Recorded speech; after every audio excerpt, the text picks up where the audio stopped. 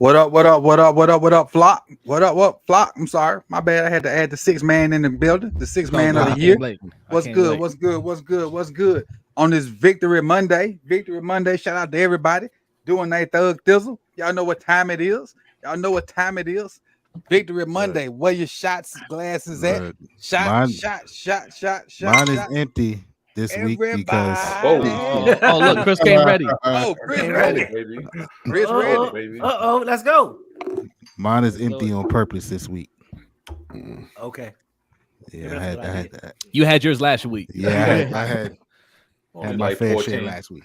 Right. Yeah. So everybody know we had an amazing game yesterday.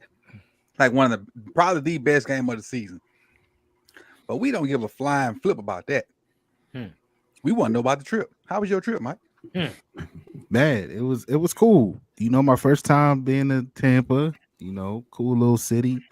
You know, it was a work trip. You know, so we were working. And it was work going on. You know, so but it was cool, man. Our names up there. Hold on, I messed up. I ain't got our names up there. Yeah, you know. But it was you know, it was cool. We had a good time. You know, you see my name this week. Shout out to your white friend Kevin. Yeah, my white homeboy Kevin. Maybe he might be watching. You know what I'm saying? Salute. Shout out Kevin. I hope I ain't embarrassed nobody, but you know, it was all a good fun, man. But nah, we had a good time. The weather was good. You know, good food spots out there, man. It was chill. Nice little chill spot.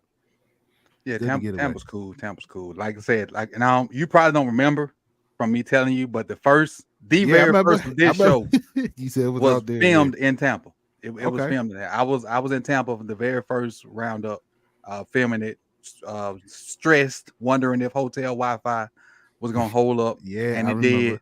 Yeah. So the very first Roundup, whatever we was calling it at the time, was filmed in Tampa. So, but that was a classic. I appreciate you even remembering. So first of all, shout out to Kevin for reminding you to come and check the link to get on the show, which ended up being a classic Roundup moment that's gonna go down in history. For however long we do this, as of right now, that's number one Roundup moment. Next to the meet and greet. To the meet and greet, that's number one Roundup moment. I woke up the next day like, damn, I hope I ain't embarrassing myself or the fellas. The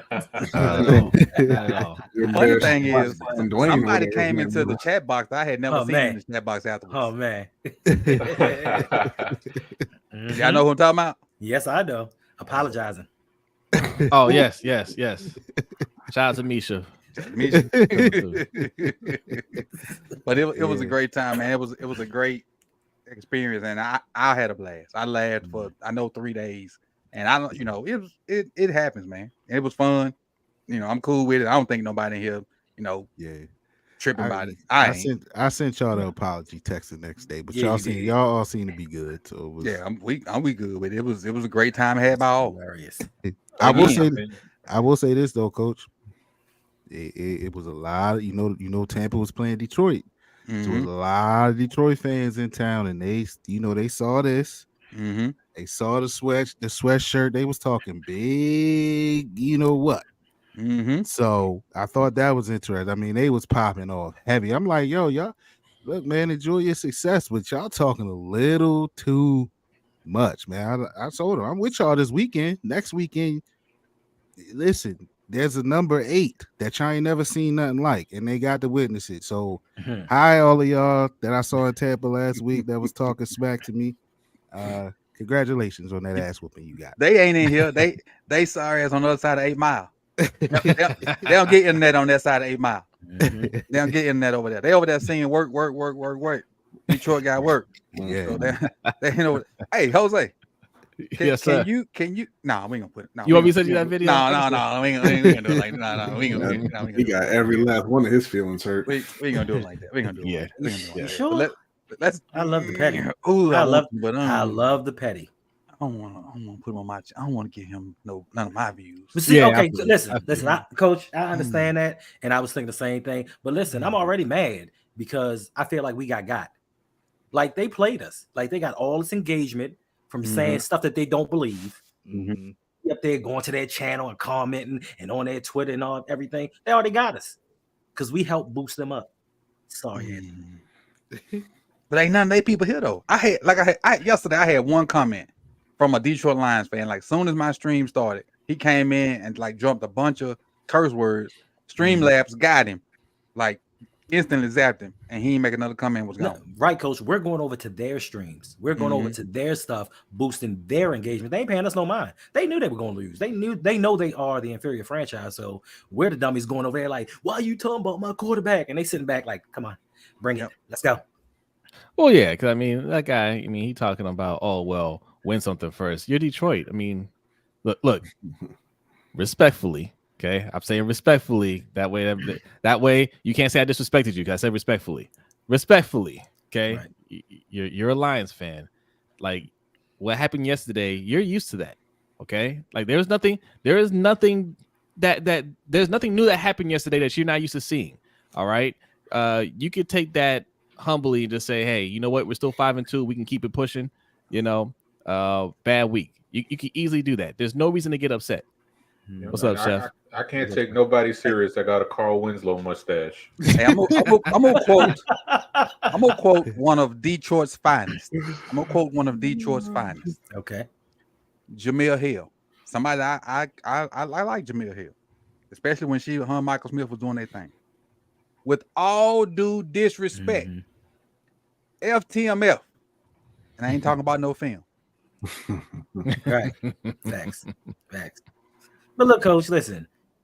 Like I said, I didn't take it seriously because I saw him crying later on in his stream afterwards. He talked all that big Willie stuff, but he was crying later on. He cried in the car.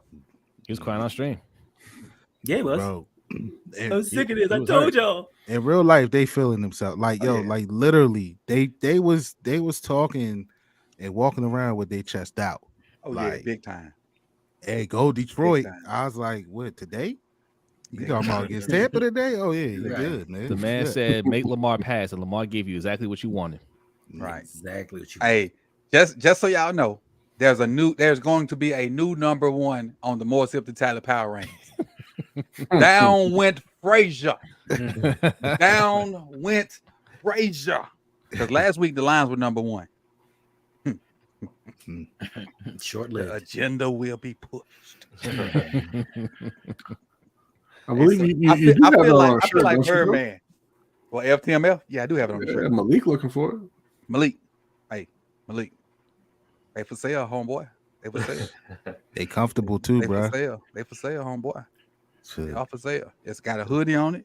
It's long sleeve tee. They for sale, homeboy. That was clutch in Tampa for me. Clutch. They for sale. And I will say, I don't know if D Weez is here, but I sold my first hat yesterday. Okay. Hey, I sold my first. Oh, you know the Weezy gonna be on that. Yeah. Matter of fact, I sold this one. Not this one in particular, but first black. Hey, Coach. Sold it. Coach. That was because of your sponsor, Brandon Bazell. He's out there peddling your merch. Hey, pedal on, my boy. Pedal on, my boy. I appreciate it. Your protege. I appreciate it. I sold my first hat today, and since he was I don't know if he's in here or not, but because he was the first one to buy one, I gave him the $5 discount. He don't know it yet, but if he's in here, I gave him the $5 discount since he was the very first one to buy a hat. Okay. It's embroidered, it's stitched all the way through, so y'all don't think it's no fugaziness. Let me get you on the inside, so you don't think it's no fugaziness. It's stitched and embroidered all the way through. But there ain't no stamp stuff. This is high quality H2O. So you know. All right. Shout out to D Weezy. But again, let's get on to what we here for. We here to talk about football. I appreciate y'all. The other version of FTML. Hey, I can't put that. I can't do that now. You can't. I can't. You put little stars. You got to put some stars and asterisks. You can do some things. You got to assume. I also got one that say fruit, tomato, and more fruit. There you go. That one on Teespring. You can go get that one on Teespring. It say fruit, tomato, and more fruit. You really can insinuate on that one. Let's start with the groceries, man. I'm gonna go ahead and call them groceries because the groceries did what they needed to do, man. I appreciate that. Who dropped that is? Appreciate that, Malik. Appreciate that, Malik. That deuce. But get you an FTMF shirt. And you can say whatever it means if you want to, Malik. You can peel it. You can peel the film off if you want to. Get your iron and press on it and peel it off if you want to. Let it say what it want to say. It's up to you. But start with the DBs. I personally want to shout out Brandon Stevens for he's probably one of the most targeted guys in the NFL. And even though he give up some catches, when you're targeted that much, you're gonna give up some catches. And I'm not saying he's a top tier corner, but for what he does and for as many times people throw at him, he's okay. He's okay. I ain't gonna say I owe him an apology, but he's holding it down and doing better than I expected. So shout out to you, B. Steves. You're doing a lot better than what I expected. Somebody just said Marlette. Marlette has come in and has played a lot better than I expected. Yeah. Kyle's doing his thing. Marlo's doing his thing. Gino is lights freaking out. What, 4 interceptions? I didn't think our DBs would be like this with what we had. What you guys think? Shoot, I don't think anybody did. I know we were all nervous about it, especially when Marlo went down. You know, that was our huge concern at the time. And you know what the job that they've done as individuals, but also the job that Mike McDonald has done, and putting them in positions where they're, where you're using their strengths. You know, we know of another DC who probably wouldn't have used these guys to their strengths. So to see these guys put in the position to succeed and then be able to take those opportunities and make the most out of them. Like you said, Coach Brandon Stevens. If you would have told me at the beginning of the year, I would have said, nah. Like, it's going to be a platoon thing where it's going to be Darby mixing in a little bit. It's going to be How about Darby? Yeah, and he's made those guys pretty much obsolete because he's playing almost 100% of the snaps every game. So major props to him, man, and Marlette too. I knew nothing about him. That's why when they brought him in, people were like, I don't like this dude. I'm like, I never even seen this dude play. So my expectations were nowhere with him. And, we saw Darius go down, who was playing at a high level, and Marlette came in and he just took the baton and kept running with that slot position. So major props to him. Kyle Hamilton's doing his thing.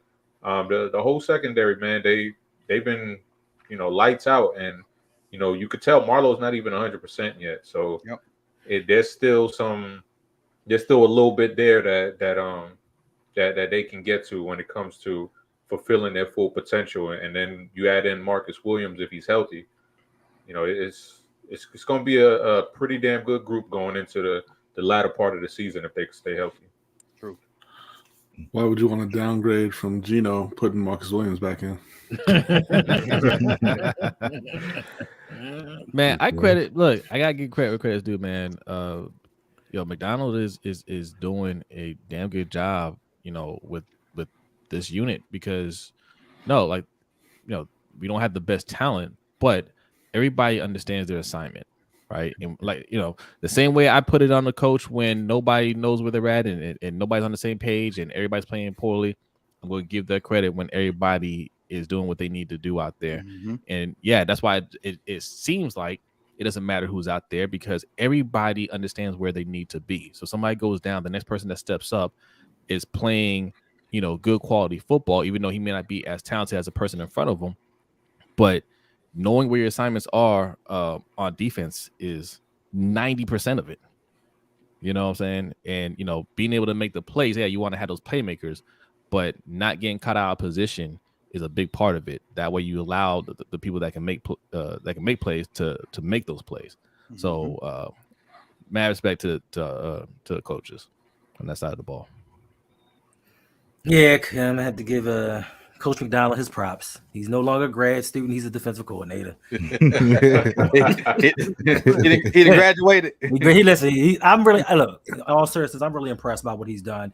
He's taken a non-talented group that has a bit of uncertainty every week because from week to week we didn't know who was playing, who was out. He's gotten the best out of these players. I read something today saying that he's showing offensive coordinators looks that they probably aren't too familiar with. He's doing some things that other defensive coordinators have not. Also, we were talking to Ferris the other night about the Giants and Wink Martindale having his defensive tackles and linemen out in pass coverage, the things that we don't have anymore. I think Mike McDonald is getting good use out of these corners. Let's not forget and take anything away from your man Brandon Stevens. I know people think I don't like him, but I said this a million times. Let that man play one position and learn to grow into it. Yeah. He's not the best, but he's not the worst. And I have said he will stick his nose in there. Like he'll lay a hit. So I got to give him credit for that. But let's not forget to give the most credit to this group did not come together until we brought that Florida State guy in. Let's not forget that. Once the Florida State guy came in, these defensive backs got their shit together. Point blank period. Thank you. Look, it's a good problem to have, man. But I was listening to the radio earlier and they brought up like, man, Marcus Williams comes back, he's healthy. You got Kyle Hamilton. How you gonna keep Geno off the field like that? Geno has to play, right? To B's point, why would you downgrade to B's point? But you're gonna have to find a way to get them all on the field, man. And he's been a pleasant surprise. As y'all said, Stevens. I mean, shit, Rocky Sin is coming in garbage time now, because Steve, he outplaying him. So. This group, man, pleasant surprise because I thought we were done. As Chris said, when Marlo went down, I thought we were I thought this was it. We was gonna get smashed. Me too. But they playing well, man, and it goes back to one of the things that McDonald said when he first got here. Like he wanted to go back to where, everybody on the field knew each other's assignment, right? That they knew where everybody was supposed to be. That way, you know how to do your job, and then also help your fellow defensive player do his job if you need to. So you kind of get the feel from this group.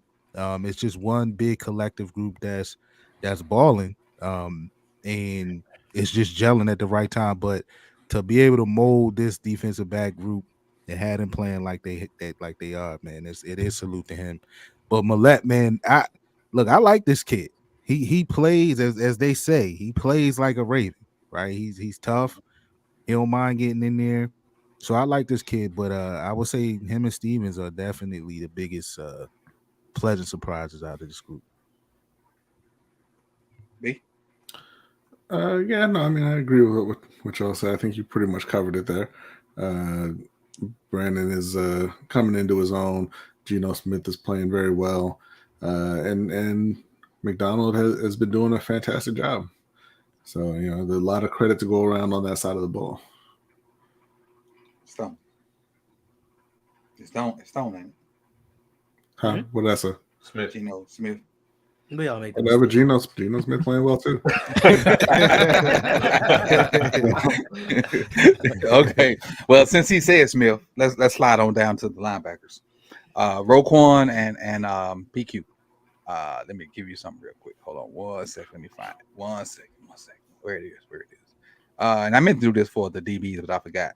Roquan had 8 tackles. PQ had 5 tackles, and they quietly. You didn't get much out of them, like as far as wild plays, but they quietly led the defense, and they you didn't have to get much out of them because you think about it, the first quarter and a half, the Lions had 9 plays. 9 plays, they were down 21-0. They were passing the sticks after 9 plays. So, for them, they didn't have stats to jump out from you, but they were communicating. They were putting people in the right spot. You could see them pointing, hey, you got this, and hey, do this and move. And like their communication is a lot more important than their tackles right now. And I know that's crazy to say because linebackers' most important stat is tackles, but them putting people in the right spot has been a lot more important than their actual stats right now. And what they're doing as far as leadership is unquestionable right now. And I know it's probably taboo to say, but they may be 1A right now because that's what they don't have in front of them. Well, they don't, because the guys that's playing on TV right now, and Mike been saying it, and I'm on the boat with you, Mike. They don't have that talent in front of them. It might be 1A right now as a group. But you know what? We're going to talk about that group next. They had an awesome day too. They did. And when you what happened, B? Primetime Kirk threw an interception, but I think that's Addison just took the ball away from the defender and ran for a touchdown. He snatched it out his hands. That's a heads up play right there. Let me turn my TV on. Go ahead. Coach, you don't have to. There was this gentleman that went on LBHT this weekend and said that San Francisco was going to lose to Minnesota in the upset. I forgot who that was. Yeah, we all forgot. Yeah. You also can't discount, like when you're talking about the defense, you also can't discount that there was another gentleman who went on the Rogue Pod who said that Jared Goff is a top 10 quarterback and he's just not playing like it. Right? Who said that? Who said that? I believe it was that gentleman over there. Had him at number 10. At the time, he was top 10 and no, he was not. Jared Goff ain't it. All right, Jared Goff's a guy who can, he can put up nice numbers when everything's cool, but then when you play a defense like Baltimore, he's not really going to move the needle for you, right? Like I said, without even studying a lot of their tape, if they can't play action, they ain't it. Jared Goff can throw for 500 yards off of play action, but as far as straight drop back, man, can't do it. Play action when the linebackers are up at the line of scrimmage is a totally different ball game as far as you straight drop back.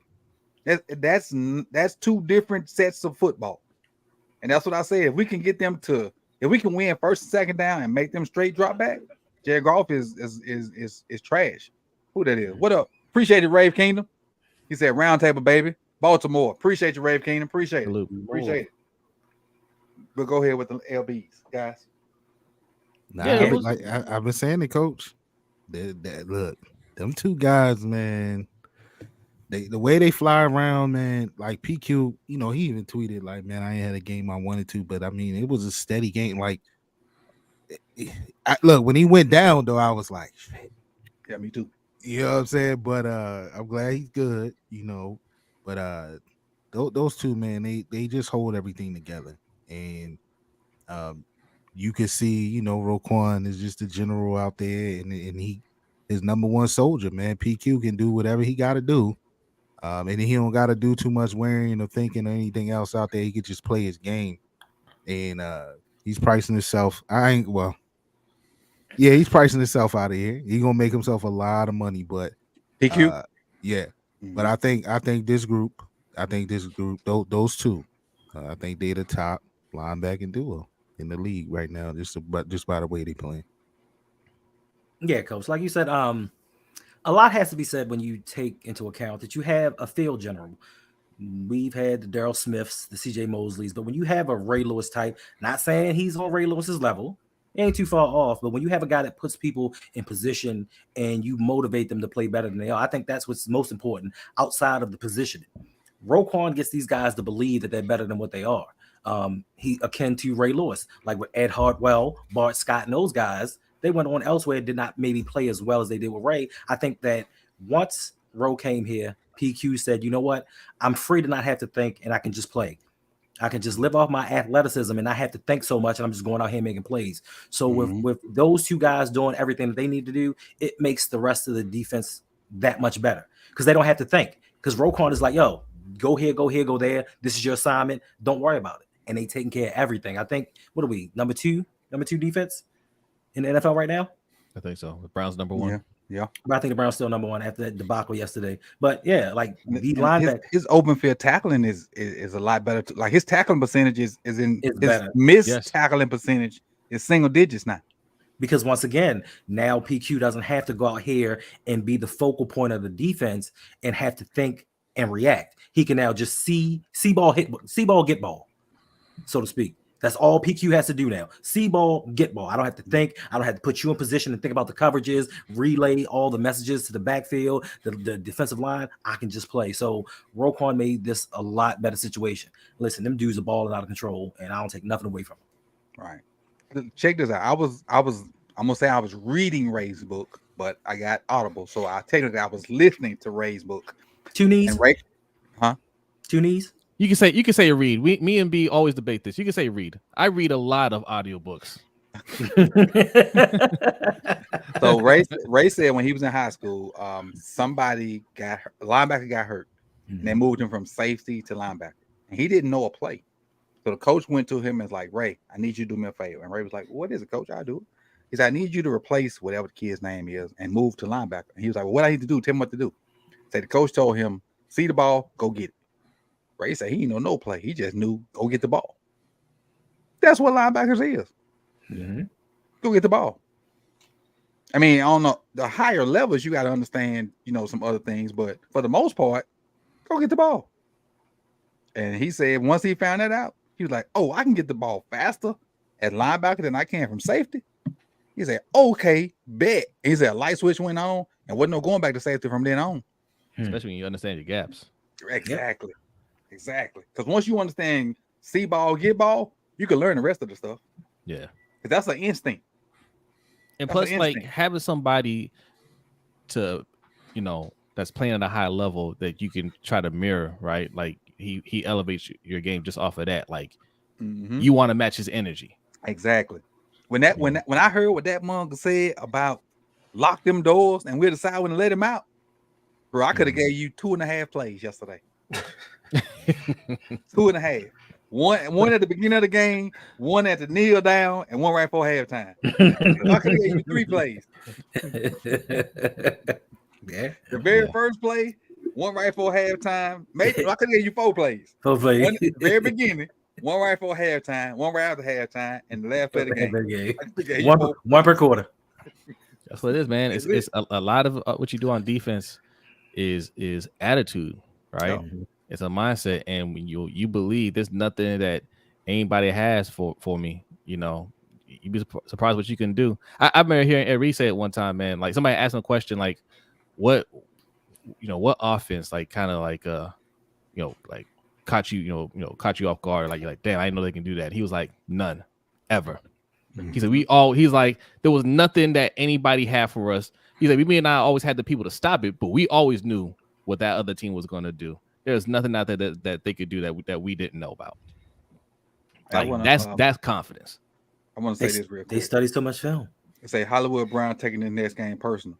Jamil, I want to say this, and this is no shade to you. Hollywood about to get his ass whooped.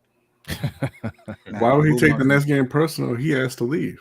Right. I mean, it's the teenage draft, dude. But I'm gonna tell you who's not taking this game personal. Arizona's quarterback. So it makes no difference. It makes no difference what Hollywood want.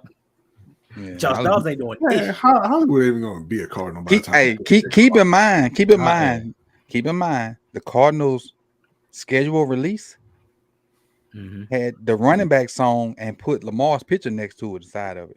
Yeah, we ain't forgot about that. And you know he didn't. We ain't forgot about that. But right. let's stay. Arizona gonna have that. There's 53 dudes over there. Like, why do we have to answer for that? Like, we don't run social media. I be hanging out with Lamar right after the game. Right. Right. But back to LBs, and everybody had their take on LBs. I don't know who win or whatnot. Now, I want to piggyback off of something Hendo said. where he was saying how Roquan is like the brain of the defense, and like you know how important that is, not just for defensive players, but look at what happened when Tyler Linderbaum was out. Lamar was like, that's the second brain, like he relies on him, and you see how much different the offensive line is communication wise when Linderbaum is there and when Linderbaum isn't there, and you just flip that around, and it's the same thing on defense. We saw right when PQ came in, it's like it became a group. Before it was just individuals playing their assignments and all of that, just worried about their assignments. Now they're playing together and as a cohesive unit.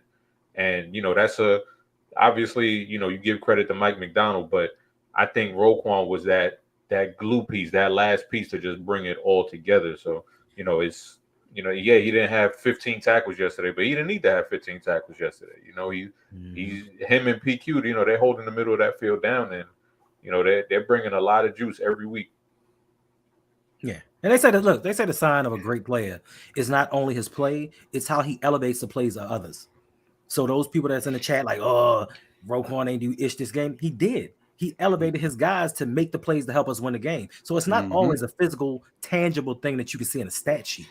You know what I'm saying? When I go on a stream, and I'm on a stream with some people that may be so, I may not be as confident, and the stream may not come out as well. But when I got an all-star cast with me, I present myself a little bit better. That's what I'm saying, coach. So when you know you going in there with your general that's got your back, he's gonna know everybody's assignments and he's gonna play well. That makes me want to play well too, and that uplifts everybody around you. So it's not always a physical thing. Like, take nothing away from nobody else, but Roquan, when he came, he transformed our defense. Give you a perfect example of what Hendo's saying. So when you ever seen the movie The Program? Mm-hmm. So when you walked in that huddle, Alvin Mack walked in there and say, we're going to kill them all and let the paramedics sort them out. And then he came out with that play, Razor, Bear Claw, Stinger. And everybody broke the huddle. You knew what y'all was about to do. Y'all was about to punch everybody in their mouth. That's the kind of leader that Roquan is. Roquan is Alvin Mack before he got hurt. Yeah. That's what it is. Roquan is Alvin Mack. And if you have not watched the program, go watch it, and then you will understand exactly what I'm talking about. And Roquan is Alvin Mack before the injury. And when the other team only runs 9 plays, right, in the first half, what do you expect them to do? Right. Like, what do you expect? If it's 3 and out, 3 and out, 3 and out, right? 1-0. And they have 0 points. How much action do you think he's gonna get? Ooh, hold on. You are wrong. You're wrong. You're wrong. You're wrong. Wrong. Don't do that. You're wrong. But you're right. You're wrong. You're wrong. For context, Alvin Mack couldn't read. That's why I say he's wrong. Alvin Mack couldn't read. I'm sorry. Hell of a player though. And shit, Roquan, he broke that pass up on the 4th and goal, didn't he? Yes, he did. He sure did. It really was an interception, but his feet couldn't get down. Yeah. So I mean, look, I hope nobody complaining how he played. Look, I don't think nobody complaining. Yeah. Somebody was in our chat a couple weeks ago talking about Roe ain't make no tackles. What did he do this game? He ain't doing nothing special. I forgot who it was. It was one of them trolls. It was one of them dudes that's like, burner account. Yeah, trying to fight the Palestinians right now. Last name Fandle. Okay. Okay. Let's move down to the D line. And I personally think the D line is what's helping the back end out. Because we talked about our back end not having all our guys that are, our top end guys, and they're doing, X amount how well they're doing. I think that front end, and like Warren Sapp used to always say before he got fired from the NFL Network, the front end helps the back end out. I think Kyle Van Noy, Clowney, Mike, your boy, which is my boy too, Travis, Oway got a sack yesterday. Hold up, wait, hold up. Finish, Jose. What? He got a sack. and a forced fumble. Basically, Okay. I think all them guys are getting pressure and sack. We are leading the league in sacks right now. Yes, we are. Yeah. Shout out to Sir Palmer. Waterboy couldn't read, but a hell of a player. Thank you. You right. You right. The what water boy. He couldn't read, but he would drop you on your head with the power bomb of compliments of Captain Captain Insano. But our front four, Mhm. we are getting sacks, and we are doing something that I begged for last year. We're getting pressure. We're getting pressure. Hold on, I got to put this up here. She's a friend of the program. I got to put this up there. We're getting pressure with 4. I can't say how important that is to be able to get pressure, and how much that helps the deep safeties and the corners to get pressure with 4 and not put them on islands in man, and have guys to help them underneath. That is so crucial to DBs and deep safeties to be able to get pressure with 4, and now you can cover with 7. You can cover 3 and 4 guys with 7. That's crazy. We've never been able to do that because Wink has always been a blitz guy, and the Giants are finding that out. So I think the front 4, 5, 7, the D tackles and the outside linebackers, and I count them as D linemen, they're doing a great job of getting pressure. Mike's scheming it up, and when he's not scheming it up, they're doing a good job of getting pressure with 4. And Yolanda talked about Oweh coming back and getting 2 sacks. He had the opportunity to get 2 sacks. I think he just missed out on one, but he did get a sack and a forced fumble. So hopefully he can build on that and go from there. And then Travis is playing well. Kyle Van Noy's signing has been not talked about enough.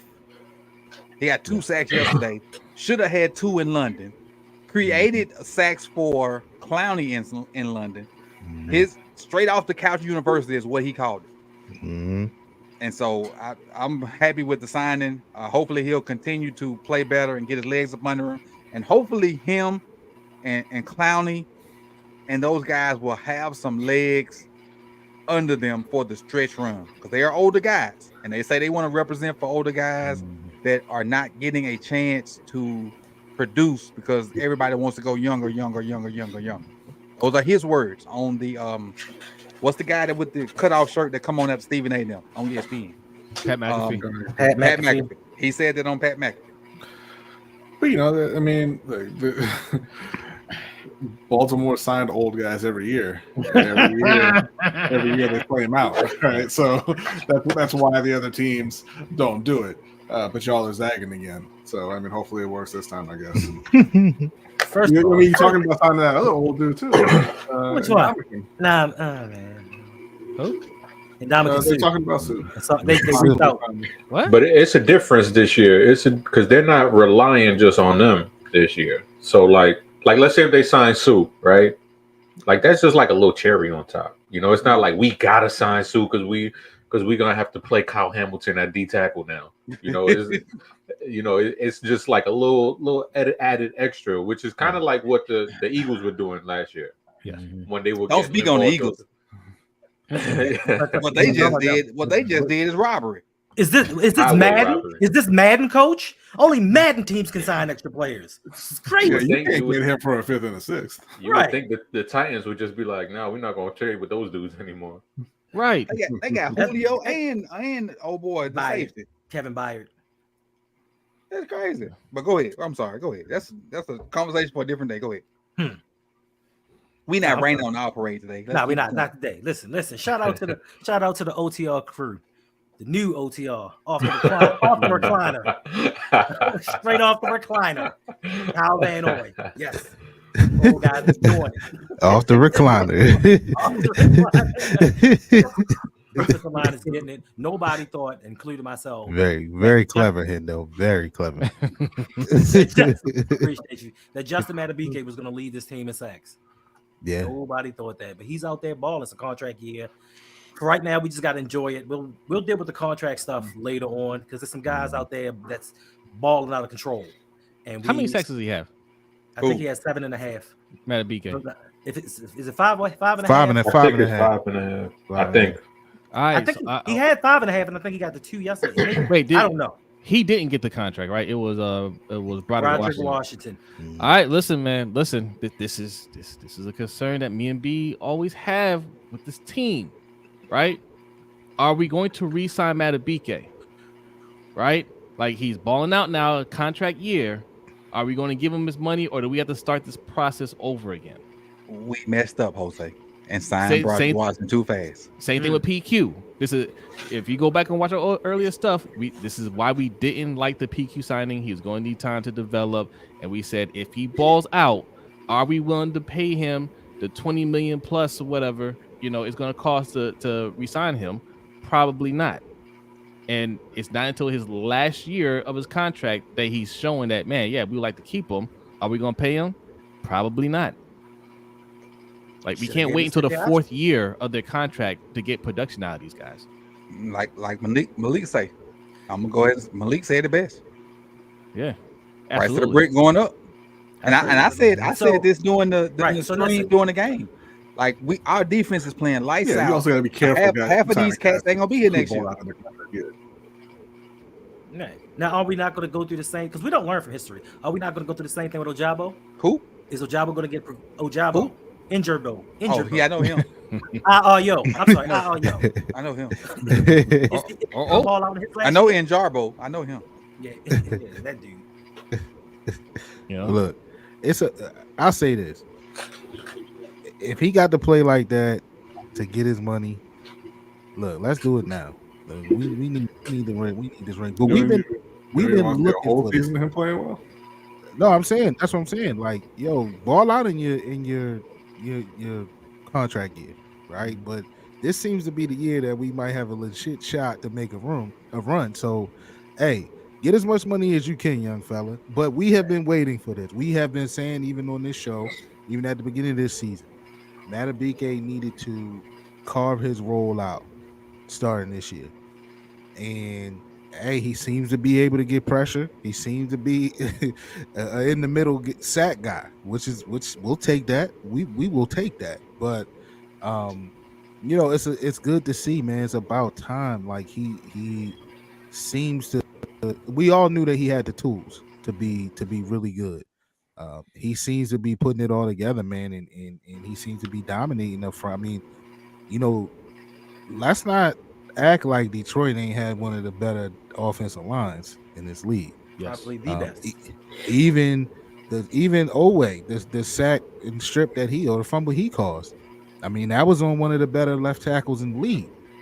He kind of abused Homie over there to get around that corner. So, hey, it's a welcoming sign, man. I'll take it. It's looking like Matabike might be pricing himself out of here too. But we're gonna have to wake up one of these days. Either we're gonna pay these guys and keep them, or we gotta learn and start paying these guys earlier. We see because listen, they had to see the potential, because I know y'all remember, was it 2 years ago that they told Peter King he was gonna be a defensive player of the year candidate? Y'all remember Peter King wild out and said that? Mm-hmm. So I mean, he was just he was a couple years ahead of that, but sometimes you gotta drop that money, man. But I don't care at this point, man. I'm looking at one thing. Let's get to that chip. Then whatever happens next year after that, thanks. We'll figure it out. That's what I'm at. If we win a chip, if high falls out. If we win the chip, we'll restart the rebuild process. I'm cool with it. Yeah. So look, with the defensive line and everything playing as well as they are, do you think that we should go after Danielle Hunter? I mean, that's for anybody. Danielle Hunter that's all over Brock Purdy right now. I say, do you want to give him up? They do. They want. What does he have? Like 10 sacks right now? He is the leader. It. Yeah, he is the leader. I think with that sack right there, I think he just took the lead. Me personally, yeah. I'm on the boat with y'all. You can never have enough. Agreed. You can never have enough. You can never have enough. What y'all think? You can never. It depends on what they want, though. I don't think they want much because they don't really want him. I mean, listen. We got to reel it back in. You already know where me and B are gonna go with this. Let's take care of the offense first. You had a top defense. Who cares if Justin Madubuike walks? Right? Put that money into the offense, and it won't matter. Yeah. Like, I promise you'd rather give that money to T. Higgins than Justin Madubuike. I will agree 100%. Yeah, I'm with you with that. Yeah. Okay. Yeah. Okay. I'm with you. So why not get it on anti Higgins? If you don't like that, a left guard and a right tackle and a right. I'll take that as well. Always on board with that. Jamil dropped a good question. They've got holes on that offense. They need to trade deadline. Like a cornerback or a running back. Running back. Did you not? I mean, do we have to replay the? Do we have to play the 80-yard rumble tumble again? No. It depends on what players you're talking about. I mean, I'm gonna give you two names, B. I'm gonna give you two names, B. Pat Surtain, Dalvin Cook. Yeah, Dalvin Cook. Pat Surtain. Yeah, Pat Surtain over any of the available. Let me give you two more names then. So if I play Pat Surtain, Dalvin Cook, everybody say Pat Surtain, correct? Mm-hmm. Even Dalvin Cook's mom would say Pat Surtain. Dalvin Cook will play Pat Surtain. So let me give you this one then. Let me give you this one. Pat Surtain, Saquon. I take Saquon. I'm taking Surtain. I'm taking Surtain because Saquon is a guy who he's incredibly talented, a big time playmaker, right? But he's and I hate to say this because I'm a person. I don't really think injury prone is a thing, right? Injuries happen to everybody. But my man be taking a lot of vacation. It looked like he broke his arm yesterday in the game. I mean, the injuries aside, is there any running back that you would take over Surtain? That's available. Anywhere available? That's available. That's what I mean. No, I don't think so because and that's really what my thing is. Like Surtain is that good at a position that's just more important. Like if you said a lesser corner or even an older corner, then it's a different conversation. But you're talking about one of the better corners in the league who's in his third year. Yeah. So, if it was Christian McCaffrey. I mean, we're taking Christian McCaffrey all day. Every day. I don't know why you asking. My man has a touchdown in 16 straight games. Because I'm asking because Saquon he's got that type of talent, right? He's got that playmaking ability. And yes, as good as Surtain is, I mean, the defense is already playing at a high level. How much more is he going to step up that, that quality of play? Yeah, it's going to be marginal compared to what Saquon can do for the offense. Not if you would give Keaton Mitchell the ball. Touche. Now you talking about? I know we ain't got the running back yet, but that one touch. Now I'm not saying give him 15, 20 catches. But that if he get 4 touches. If he get 4 touches, he looks faster than anybody on the fucking field. He does. If he not faster than Ricard. Not faster than Gus, huh? Let's see what P. Brandon dropped 5-2. He says, "Did y'all see what Sue said about?" Yeah, we did. I did. Yeah. I ignored it, but I did. He said the Ravens did call him about signing a couple weeks ago. Isn't this like the second time the Ravens flirted with him? Didn't they do this like 2 years ago or something? Yeah. Yeah. That depends on how much that's going to cost. Yeah. I mean, if we could sign him for a couple of crab cakes and some Monopoly money, bring him on. Yeah. Nothing big. But I'm taking Saquon. I'm taking Saquon right there. Cool. I think I would lean Saquon if he wasn't getting hurt so much, but he's like, it seems like it's almost injury after injury with him. And but I would say this, Chris. Yeah, I understand. If he came with us, his workload wouldn't be so heavy, so he may not get as injured. Because with the Giants, he's everything. The coach, he's the leading passer, but he's the leading pass catcher and the leading rusher. But if you're not playing games, it really don't matter what you are. They're trying to get the most out of him while they can. He played all last season, didn't he? For the most part, yeah. He bought out. He played all the last season, didn't he? Mm-hmm. Yeah. The players get hurt when they come over here too. So I mean, that is true. It seems like everybody wants to see Henry with us. I wouldn't mind that. That'd be I interesting. won't mind it. I won't mind it. I wouldn't give up anything significant for Derrick Henry. Me neither. Just like they didn't for Kevin Byard. Yeah, I'm if for Henry, I'm floating that same 5th, 6th, 7th range for Henry. Because ain't he pushing 32? What's the thought process of getting rid of Kevin not Byard? 32, but like 30 also. He's turning 30 in like January, I think. Yeah. All right, I like it too for I know this we're year. talking running backs, but let's wrap up defense. Yeah. Any parting words on defense? They balling. Good job. Yeah. They Balled balled out. lights out. Balled out. All right, let's go to offensive line.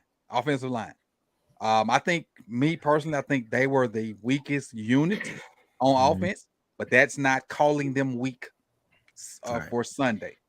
They were the. Let's see, how do I say this? They were the. I don't want to say worst. Worst of the best. It's the smartest. Yeah, there you go, B. They were the not as good as.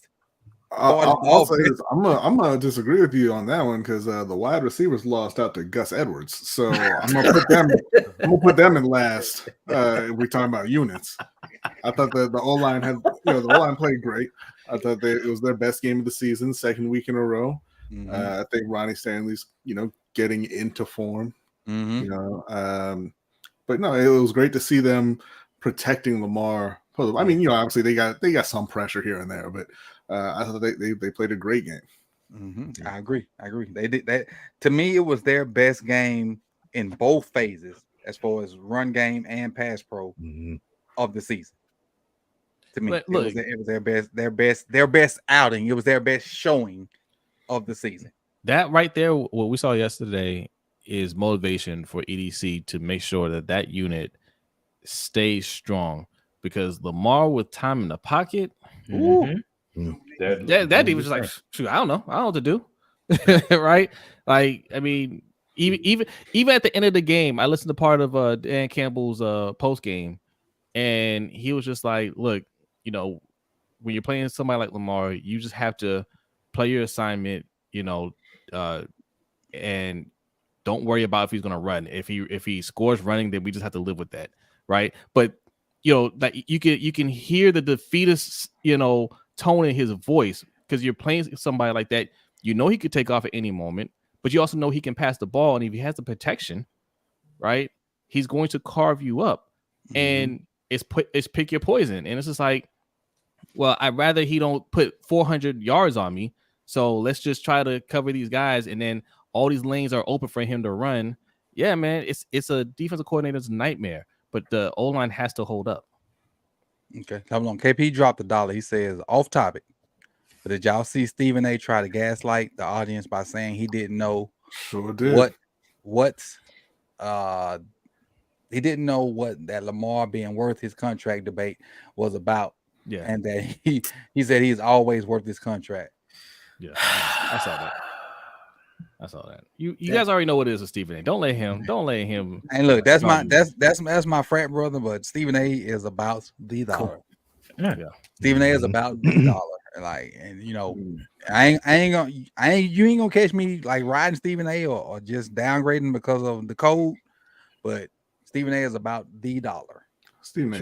He's trying to get Stephen A don't stay on code. Stephen A is trying to get like certified mainstream. Stephen A wants to get out of sports. I'm gonna go ahead and tell you. Oh yeah, Stephen A wants to be. He wants to be like a certified like journalist, like a mainstream, like outside of sports, like CNN. You don't want to be a journalist. He wants to get paid a lot of money. He wants to talk down to black people. Stephen A is trying to pass First Take off to Shannon, so he can be like CNN type stuff. That's where he's trying to do, and I see it from afar. And like, so that's why Shannon was able to host First Take last Friday, trying to get his feet wet. And I guarantee you'll see Shannon host First Take, every so often, get his feet wet, see how it is. And within 6 to 8 months, to maybe a year, Shannon will be the new First Take host. He wants to be Michael Strahan. Yeah. That's what he wants to be. Yes, Jose. And it's never going to happen. Hey, Coach, we're not gonna see nothing. Ain't nobody following Shannon Sharp walking in them cooning footsteps of Stephen A. Smith. Nobody watching that. Oh, I'll watch Shannon. I'll watch Shannon before I watch Stephen A. I know, but Shannon. But my thing with Shannon is like I used to like Shannon, but I see him now. He's trying to be Stephen A. Smith Jr. Like you played football. You played football. I disagree. I mean, that's fine. I think Shannon is way less of what you said than. I mean, yes, but what I'm saying, I mean by that coach is absolutely. what I mean by that coach is like you play football. You are a Hall of Fame tight end. You've done all of these things. You gonna sit back and ride with Stephen A. Smith. Trying to Yo, that's exactly what I was gonna say. That's what he wants to do. He wants to be like Robert. He wants to be the 60-minute host. You know, he wants to be that type person. But what is it? It's 60 minutes. Who is that? 50? Good Morning America. One of them. Good Morning. Yeah, he wants that type job. Yeah, that's what Jose was saying. He want to be Strahan on that Good Morning America type deal. Yeah. He want to be Ryan, not Ryan. Is it Ryan that's on with Gail now? No, he's talking about man. Nate Burleson. That's Nate. Yeah. He want to be Mike Strahan and Nate now. Yeah, he I think he want to be bigger than that. I think he feels he can be Dan Rather's type. He thinks guy. Like I'm the guy that does the main interviews of whoever it is. I think he feels he can be that guy. Yeah. And but my whole point, Coach, was Shannon played football. He knows football. When you get Stephen A. with these hilarious takes and outrageous takes on Lamar Jackson, and you sitting there riding with him like, yeah, that's right. Like that's why I say he's trying to follow in his footsteps. You know, Lamar's. I know, Coach. But come on, Endo. Stephen A. That man. I ain't gonna say he signed his checks, but Stephen A. got Shannon a check. So, right, and in a position, in a nice one, and this is where I'm confused. You know what I'm saying? I get you, but this is where I'm confused. Shannon Sharp has his own brand. Mm-hmm. You can go out and do your own things and make your own money. Stop working for people when you have your own thing going on. Stop trying to follow in other people's blueprints and set your own path. I just want to say one thing. TV money is two different things. I get that, Coach. But I want to say one thing. Money. I think Shannon Sharp's criticism of Lamar doesn't come from appeasing Stephen A. Smith. That's true. What'd you say, Jose? That Shannon Sharp, him criticizing Lamar, that doesn't come from him trying to appease Stephen A. Smith. That's from him feeling slighted by Lamar when he tried to be big unk to Lamar. Lamar's just like, nah, I'm good, right? I think he still takes that a little bit personal. Right, so he'll throw his little shots in there. Kind of in that Stephen A. That Jared Judas, Stephen Smith, yeah, Ravens legend Steve Smith. Yes, yes.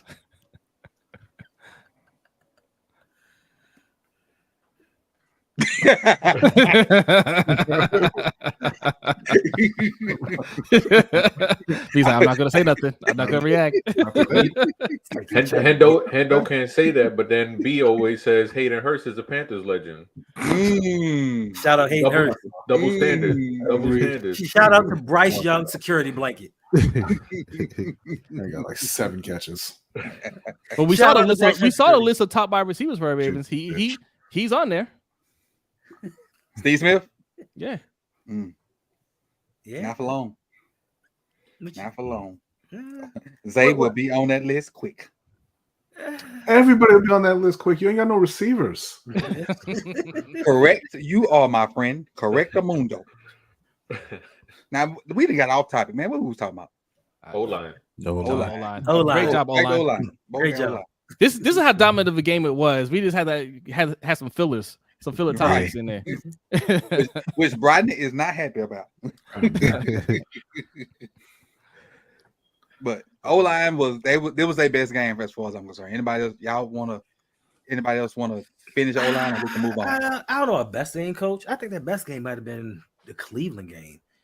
You had Myles Garrett and Zadarius Smith, and they did their thing, but I think that they held up really well in that Cleveland game, even though they played well this game too. And that was patchwork offensive line. Yeah. True. But true. I'm glad.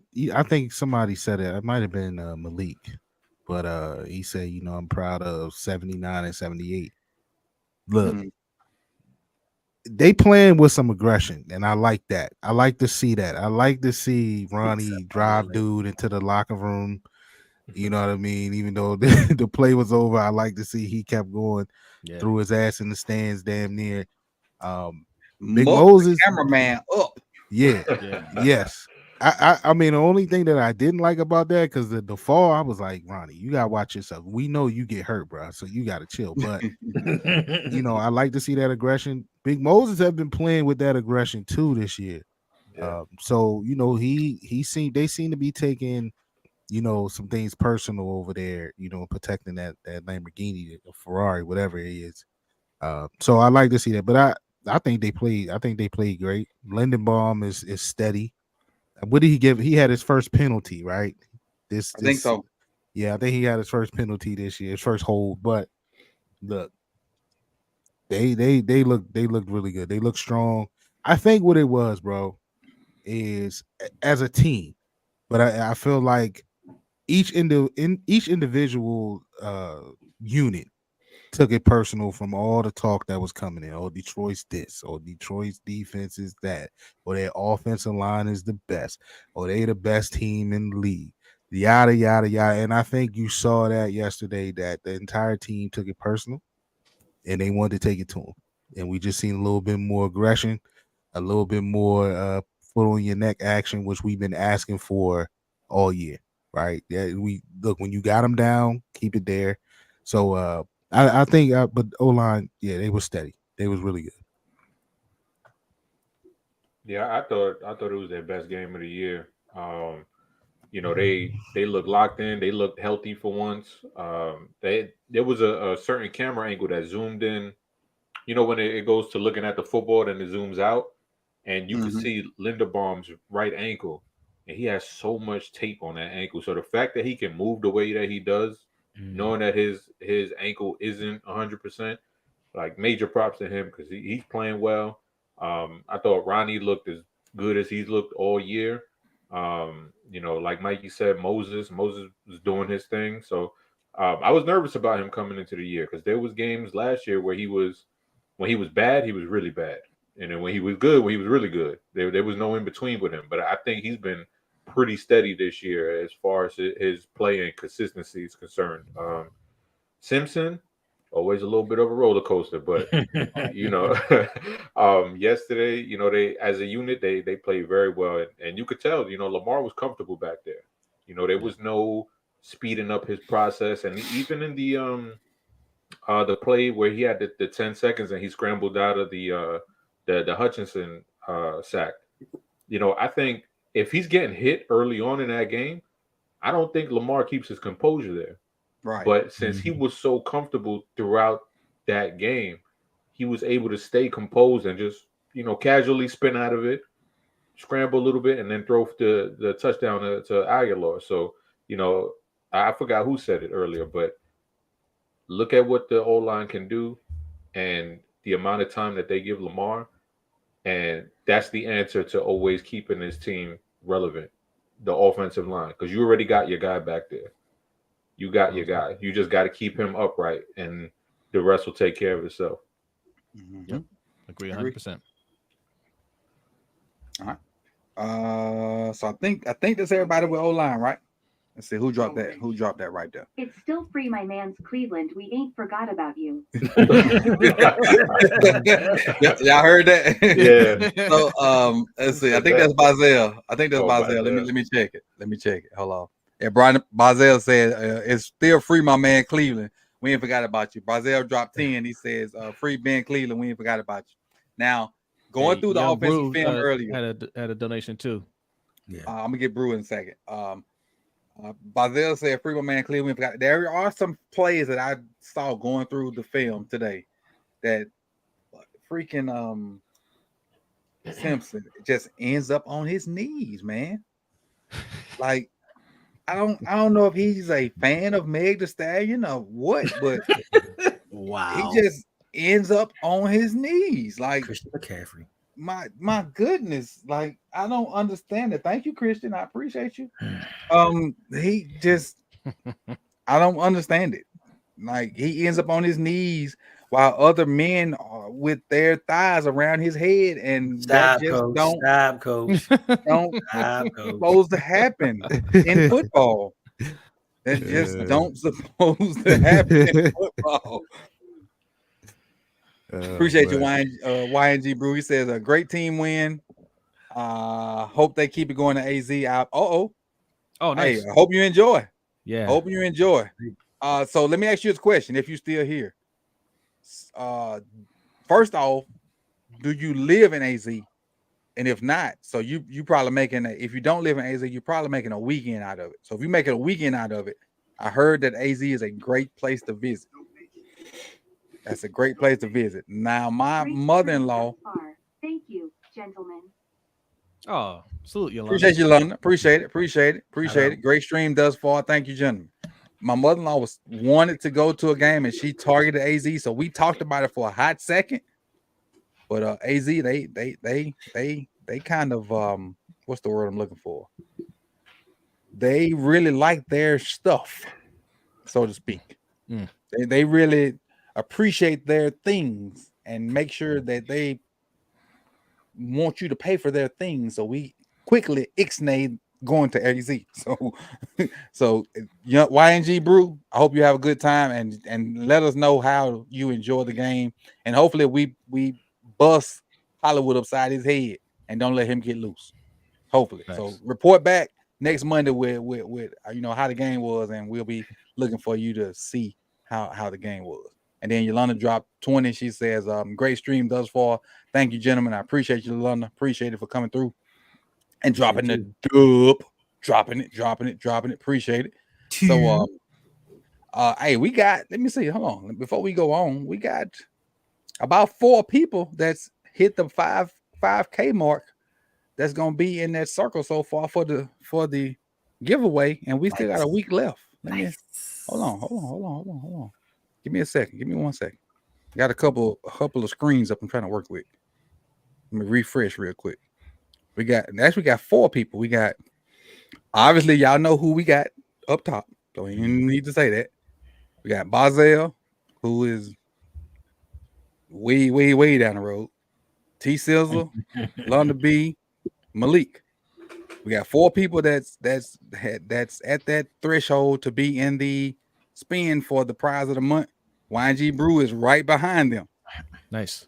So those 4 plus Brew is right on their tail for the prize, and we got a week left to be on the spinner for the prize. So hey, you got a week left to get that 5, and we got a bunch of guys that are right around the 4K mark. Just keep going, keep participating in the chat box. Drop $1 or $2 from here and there, and you be on there, and we'll go. So check it out. And make sure you guys are hitting the subscribe button. How many people are in the chat right now? There's over 200 people. 204. If you have not subscribed, hit the subscribe button. Okay, we got some goals to reach around here. We're trying to get Coach to 10K. All right, I know we can do that. I think we can do that by the end of this season. So let's get Coach to 10K. We're close. And just so you know, if 5 more people hit likes, you get 170 more tally points, 175 more tally points. If you don't know, for every 25, multiple of 25, I've been giving likes throughout the stream. If you don't know, I've been giving them throughout the stream.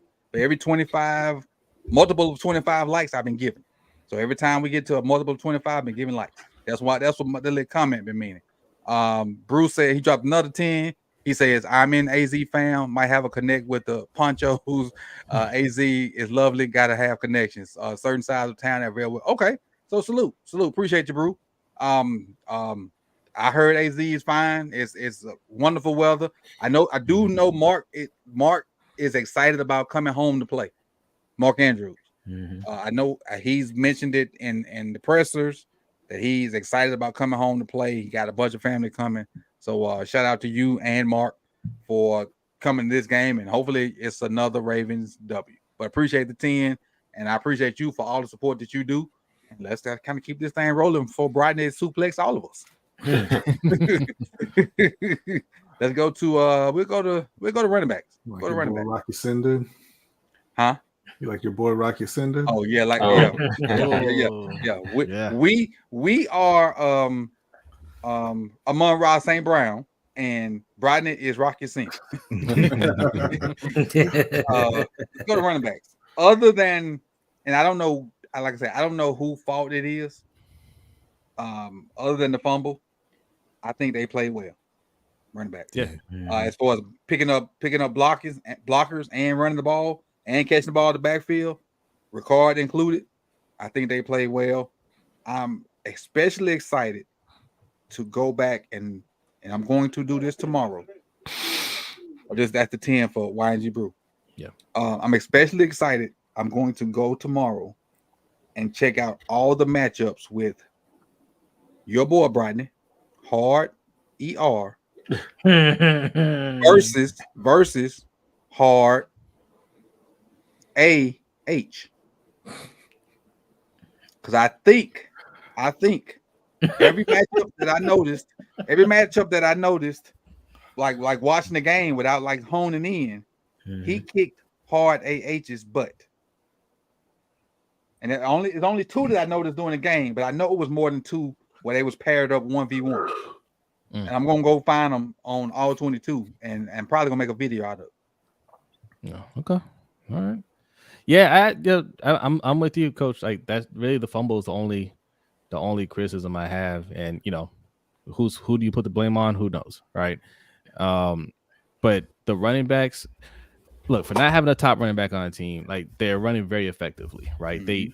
They ran the ball well enough to make the defense think twice, right? Like that defense didn't know what to do yesterday. They're like, okay, well, we want to blitz, but Gus and Justice can gash us for big chunks of yards, right? So now we have to pay attention to him because he's handing the ball off to them. But if we're focused on them and Lamar holds onto the ball, then he can run, right? Like they were like everybody did enough to let Lamar just cook. You know what I'm saying? So I mean, look, great performance. I won't say great performance, but very good performance. I'm teasing Gus about that 80-yard rumble tumble, but it was a good heads-up play, right? So, look, got nothing bad to say. Yeah, I mean, I think they were outstanding. Shout out to my man Gus Edwards. I think that they're starting to get more comfortable with using him, and he was gashing the team. He may not be the best running back and all, but I think he may be the best running back we have now. Some of you are going to say Justice Hill, he did his thing, but it just seems to be some connection with him and Lamar with a fumble. And just for me, I just think Gus doing his best CMC impersonation yesterday.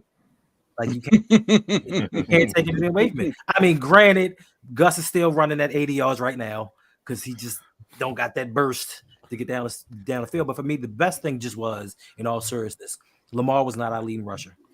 And I'm just so happy about that one. I was going to say what Bazel said, man. They said Gus got up to about 21 miles per hour on that one. Yeah. What? That's what they said. Listen, they said Daniel Jones the fastest player in the NFL. Now, if 0.3 seconds, I don't know. Should decelerate it back to zero real quick. Was that when he was falling down, or right? He hit the RPM. He went to the wrong gear. The RPMs went up on him, and he didn't. Yeah, that's the RPMs went up on him, but yeah, man, they played great. Only disappointment I had is Keaton getting hurt because once it was mop time, I felt like he was going to get a lot of work at the end, right? And we would have got to see, what we got in the young fella. But with the blocking that happened in mock time, he wouldn't have got much. That blocking was horrible. Yeah, but he shows a burst that we all have some excitement about. So. Hopefully, man, he could be healthy. John Harbaugh said it's not serious, but you can never trust that guy. But hopefully, man, he can get healthy, stay healthy, and I think he can be another weapon out of the backfield. But other than that, man, I think they played well. Right. B, you want to chime in or you? Yeah, no, I think obviously they played very well. and Hendo can keep making his little jokes comparing Gus to Christian McCaffrey all he wants, but it's gonna be y'all turning around handing the ball to the bus in the playoffs, so you ain't gonna be laughing then. Or Keaton Mitchell.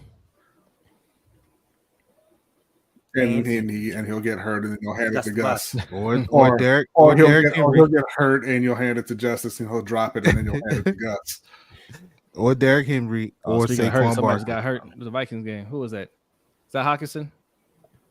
When is the trade deadline? The 31st. 31st. Halloween. Yeah. Halloween. Okay. Y'all got. I mean, time's running out for y'all to send Oweh and Bateman down south. For what? Burns? I didn't say all that, but I mean, we'll work something out. Underwood Inc. dropped 5. He says, "Thanks for keeping us updated. This insight has me 7 out of 7 on my money line picks. Hey, whatever we can do, do. But when you hit that big parlay, right? When you hit that 48-man parlay, remember us. Share that, bro. When you hit that on that man, when you hit that 48-team parlay, remember who got you there. Remember who got you there. We don't need but 18 beers apiece. That's it. That's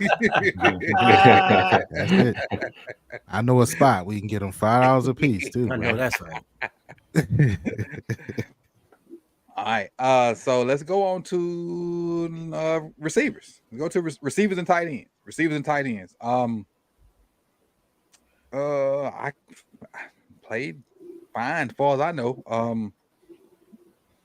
I don't have an issue with them.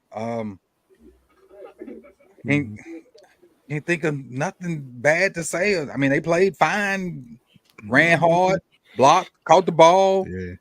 I ain't got nothing bad to say about them, and they did their job. Yeah, I don't find something bad to say. I mean, they play well. Yeah, they played extreme. Everybody ate. And I think the best thing for me was the yards after catch. It wasn't just a catch and go down situation. Like all of the guys were getting open, all of the guys were doing their thing, and with all of the points put up and all of the yards that were given out, still Isaiah Likely was nowhere to be found. Well, I was gonna say really the only one who played bad. Like obviously Isaiah wasn't part of the game plan. Like so, Charlie Kohler. He didn't play bad. Right. He just but it comes a point where the only guy who played bad was Rashad Bateman. And I think y'all need to do something to address that. First of all, he didn't play bad. No, he just wanted. He has another agenda. He got an agenda, right? Get him out of there. Now I will say this. On Rashad's first catch, if Aiden Hutchinson wasn't like pulling on Lamar's thigh, and Lamar could have led him, Bateman probably could have scored. He was that wide open. You better get him up out of there. Keeping Tylan Wallace on the bench, Chris. I know you ain't down with injured that. Reserve. He's on injured reserve. Why you think he's on injured reserve, Hendo? Y'all be lying about injuries every year. Ain't nothing wrong with Tylan. The agenda is now present, people. Wait a minute. There is an agenda now present. Is this the final year of Tylan's contract? No. Yes. Oh, it's not just 3. There's only 3. There's only 3. That contract on his desk right now. There's only 3 wide receivers on contract next year. It's Zay, Bateman, and Wallace. Those are the only 3 that are on contract for 2024. Y'all only signed Aguilar for 1 year? Yeah. He got some of that funny money like Odell. Just not as much. I will say Bateman, I think he played better.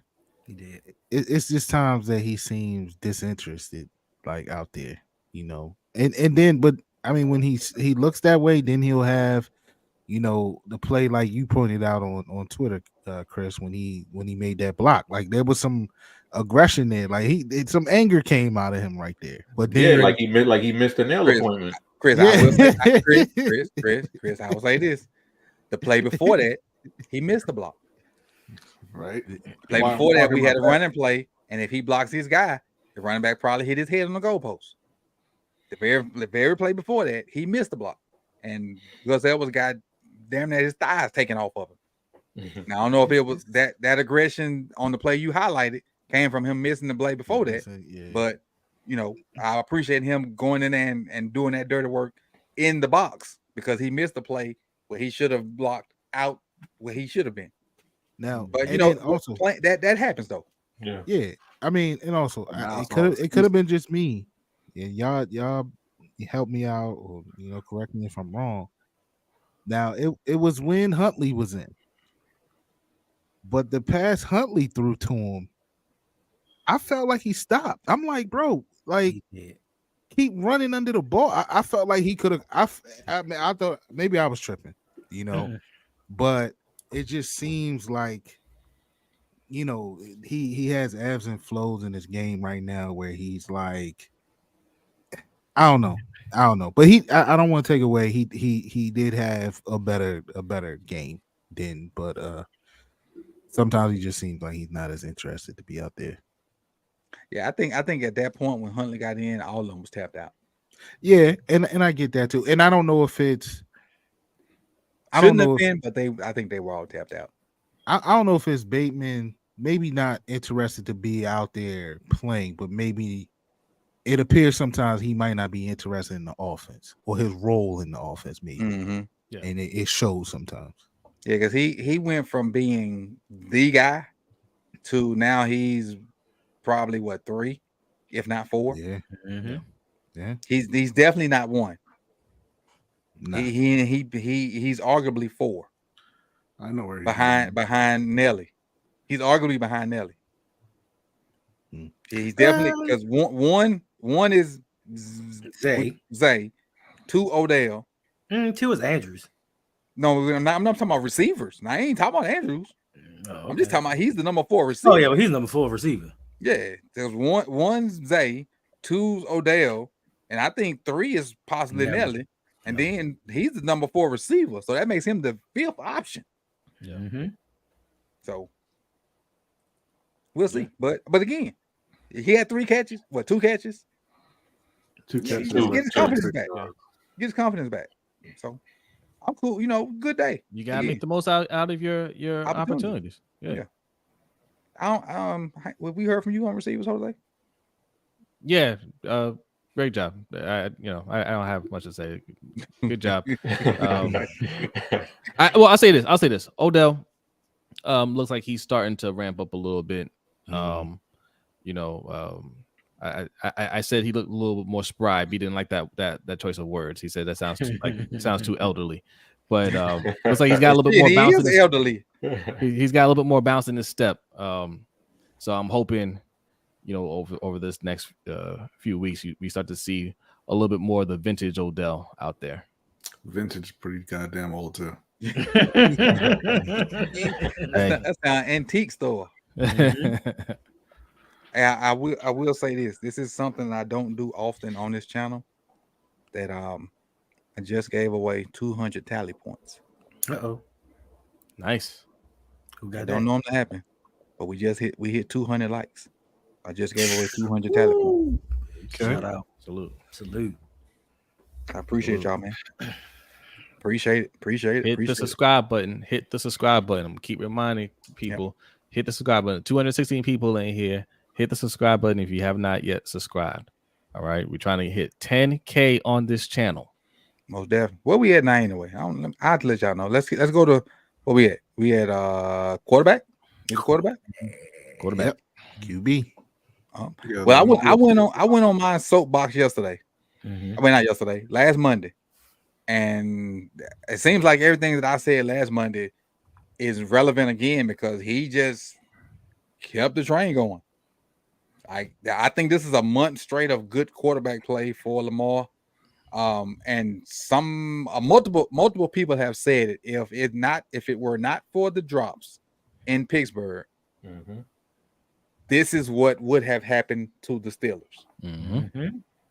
If it were not for the drops. So our quarterback is doing what they said he could not do. He's becoming, he is a pocket passer with the ability to run.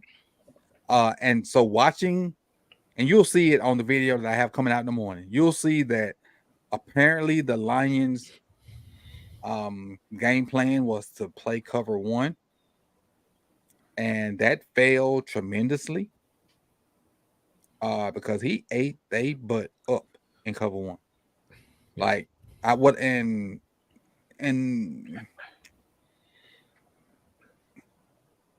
You just watch the video in the morning. The video comes out at 9 o'clock in the morning. But I don't want to give it away and you don't watch during video. Right, The video right. comes out at 9 o'clock in the morning and it's about Lamar's throws. And what I did was, and I'll tell you the premise of the video. Because obviously the Lions dude said that make him pass. So that was the premise of the video. So I took all of Lamar's passes that were actually thrown 10 yards, down the field. So every ball he actually threw further than 10 yards down the field, I took those passes and put them in the video. So he was 8 for 9 for every ball that he actually threw further than 10 yards. 8 for 9 with 2 touchdowns. And that's what's going to be in a video that you see tomorrow. This is going to come out at 9 o'clock. So if you're at work, forget your work. Watch the video. Even if you got to wait till your lunch break. If you're on your lunch break, watch it on lunch break. But make sure you watch the video tomorrow. And it's about, the name of the video is Make Him Pass. And, you probably see it on my Twitter or whatnot. But Lamar was excellent. What you guys think? Yeah. Look, like you said, Lamar has been consistent over these last few weeks. His reads, processing, passing the ball, everything's been consistent with him. The only thing that has been inconsistent is O-line and drop passes, right? And I think he's showing the team more than anybody, hey, as long as you take care of these other aspects, we're gonna be fine, right? That yesterday showed, like, hey, nothing's changed about what I'm doing. Nothing has changed. Nothing's changed. He like you said, Coach, he's looked as great for the last couple of weeks. The only difference is people are catching the ball, blocks are holding up, he's got time in the pocket, right? And as long as you give him a little time, as long as receivers can catch, get a little separation from time to time, he can look like this every single week. I think Lamar's at a point where, the game is easy for him. He knows what to do out there. He can be consistent. He can play like this every single week, right? I mean, you have quarterbacks that are up and down. They haven't really put it together. I think Lamar's at the point now where he knows there's nothing that you can throw at him that he's not ready for. He's ready to go out there and play. Everybody else just needs to get up to that level. Yeah, I'm gonna put it plain and simple. Listen, a lot of people or people outside of the Ravens world is saying, "Oh, this might be Lamar's best game ever." It's really not. It's just that I think now visually, his game is caught. This game in particular caught up statistically. He's been playing well all season long. It's just that the statistics actually showed what he's been doing. The receivers held onto the ball. They got touchdowns and things like that. But Lamar's been playing great this whole season. And today was just another day. So for people to kind of try to downplay what he's been doing all year, okay, his touchdowns and everything are down, but he's playing well. And I think that the Ravens finally are learning when you give him a strong offensive line and you give him weapons and the right play calls, Lamar's unstoppable. We scored on our first 4 plays. We scored touchdowns on our first 4 drives. When Lamar gets that kind of protection, he's unstoppable. And I think the Ravens are finally leaning into this. Hopefully, statistically, it shows that way for the rest of the year on to the Super Bowl. Let's keep it going. Yeah. Yeah, I thought he was fantastic. I remember, a few years ago when he had that game against the Colts. And people just like, oh, just running and gunning, kind of thing. Like a lot of people thought it was just a flash in the pan. But if you watch him at Louisville, he always had this potential. Like it's always been there. It's just, were you married to this idea that he was just a running quarterback, or were you not? Or were you open to what he actually put on film? Mm-hmm. Now, if you wanted to be stubborn and stupid, then you held on to that notion that he was just a running quarterback in a gimmicky offense. But the talent has always been there. The ability to throw from the pocket has always been there. This is nothing new. Now he's in an offense that's asking him to do it. He didn't have that privilege before. And I think that's the big difference now. And you see him being able to take control of the offense and take it to that next level. And, I just wish it would have happened earlier because it's been there for him, the fact that the O line blocked well, and like everything was just clicking yesterday. But even when the O line isn't blocking well, even when the wide receivers aren't catching the ball, like Hendo said, he's still playing well. Just because he doesn't have to. Like I remember during the Pittsburgh game, one of my friends texted me. He's like, yo, what's up? Does Lamar suck? I'm like, nah, man, stop looking at the stats. Like you got to watch the game, because in the game, like he's killing it, but wide receivers aren't catching the ball. And if you're gonna stat watch, hey, that's one way to consume football. But if you just watch the game, you'll see what he's been doing, week in, week out. And right now, like he might just be in one of the best zones that he's been in, even better than 2019. Because right now, as a passer, the command that he has when he's in the pocket, the command of the offense, because you can see he's getting more comfortable in this Monken system. You can see it. So I'm excited as hell to see it, because a lot of people who were fans of him when he was in college, they knew that this was the potential that he had. So I'm glad to see it come to fruition. Chris, you know what I love when he goes to the line and they break the huddle and he goes to the line and he changes the play to something and it hits. Boy, y'all go ahead. Okay. I mean, Coach, just him having the opportunity to get to the line to change the play is something in itself, whether it works or not. Yeah, and I'm glad that Chris said that, mentioning people who were just kind of stuck on the idea of him being a running quarterback and being stubborn and not wanting to let it go, because the reality is that was the people who run the team in Baltimore, right? Obviously he's gotten better as a player. I mean, everybody progresses, especially early in their career, but they just haven't given Lamar the opportunity to show this. He's always been a very efficient passer. Right. But I just looked at it right now while y'all were talking. He's thrown the ball 30 or more times, 26 times in his career. Now you compare that to Pat Mahomes, who's done it over 70. Right. They don't give Lamar the opportunity to be that guy. They never have.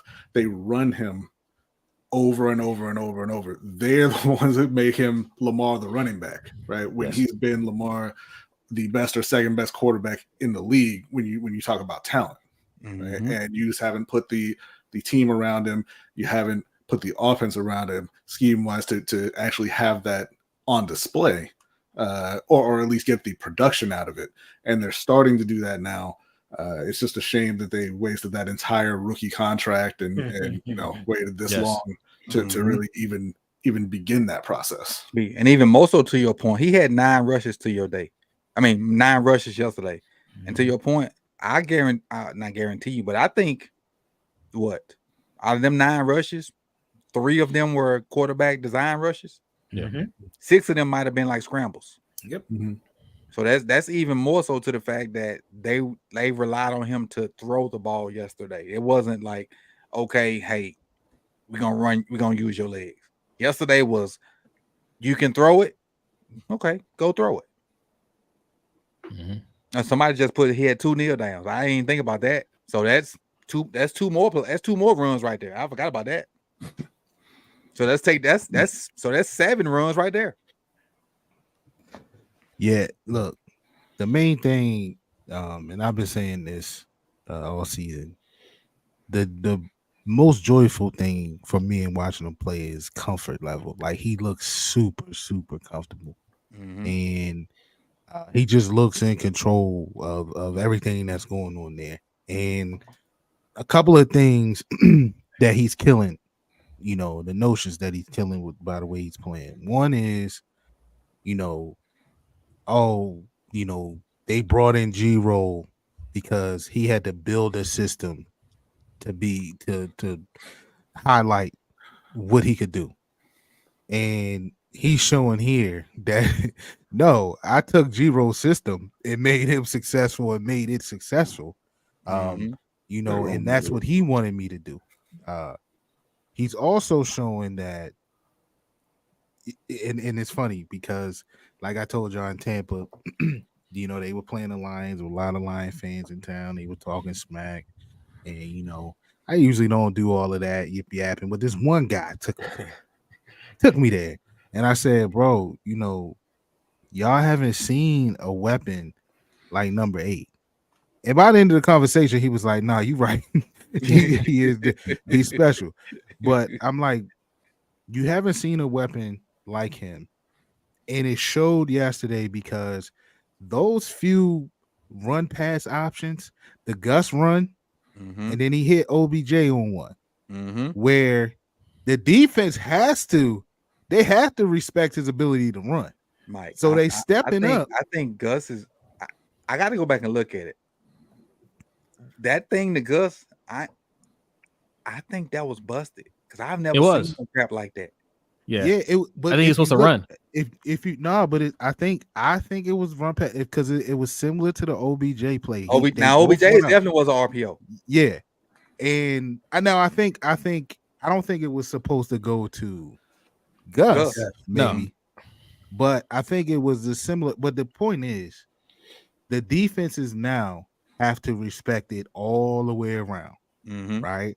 You can't just, as Coach Campbell came in and saying, "Look, man, that's just whatever. If he gonna run, let him run, or whatever the case may be." You can't. It's a pick your poison right now, and he's showing why he's the ultimate weapon in this league at that position. So, this we said a couple weeks ago. The way that Steelers game was supposed to go, he was headed to having an MVP type game. I think that was it yesterday, and that should have happened a couple weeks ago. But he keep playing like this. He's MVP, in my opinion. He's the MVP. Somebody said earlier, consistency. Yeah, he's. I mean, just him being comfortable there, man. It's just a beautiful thing to see, just how comfortable and how in control he is of this offense. But teams gotta watch. It's pick your poison, bro. And he got weapons now, so.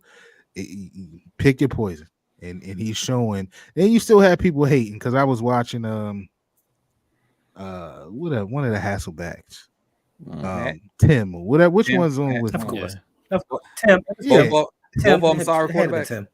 Yeah, Tim. Tim.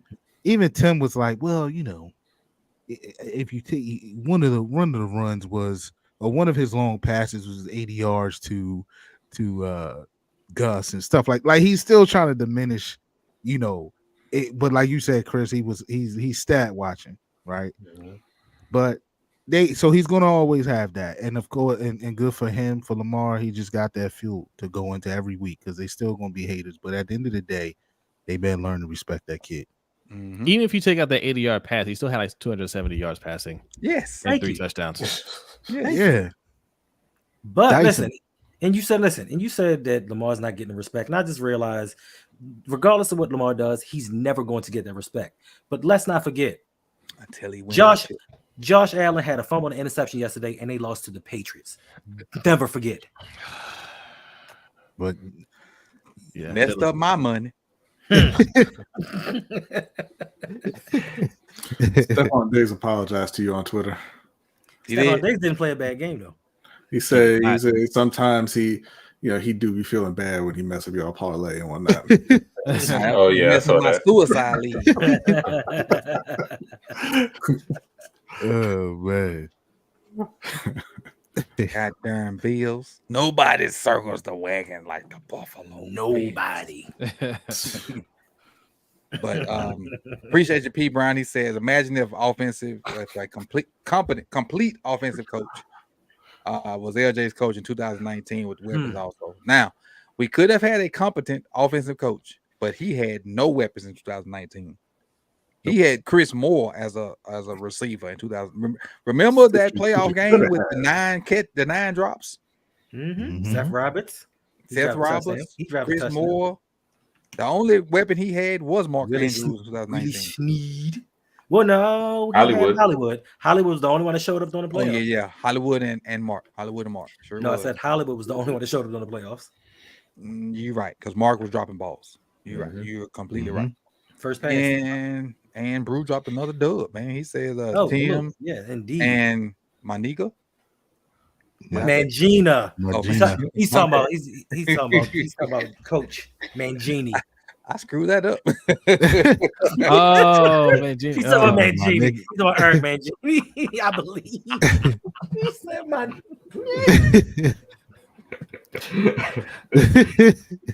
I mean, coach said fragile.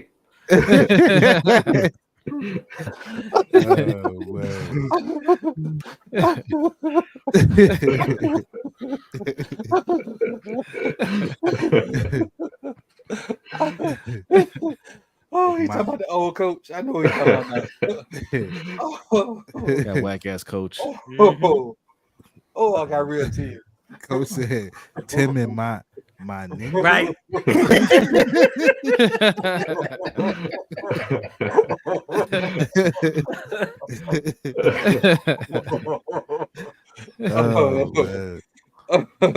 Tim was hating hard though. Tim was hating hard last night. It was bad. It was bad. Oh my bad. But those are the ones that don't want to admit when they're wrong, right? They just want to just say, "Hey, well, that was a flash in the pan. He can't do that consistently."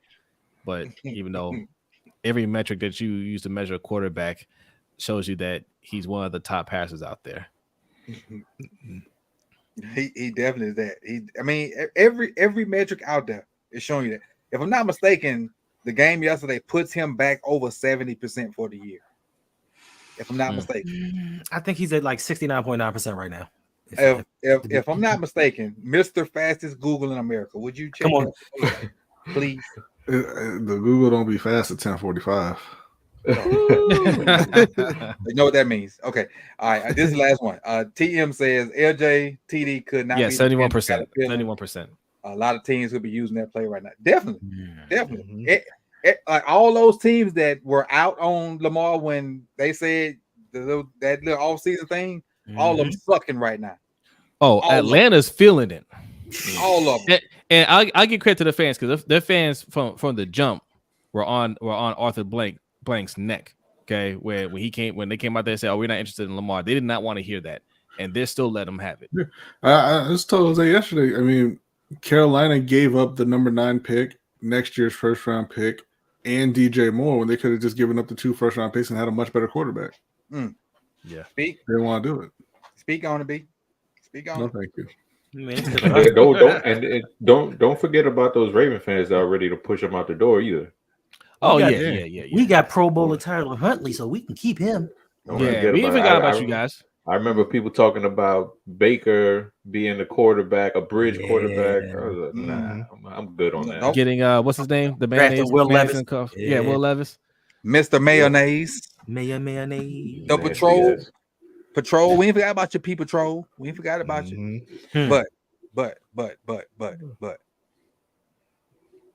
Mike, we know you had your issue last week. You went on vacation.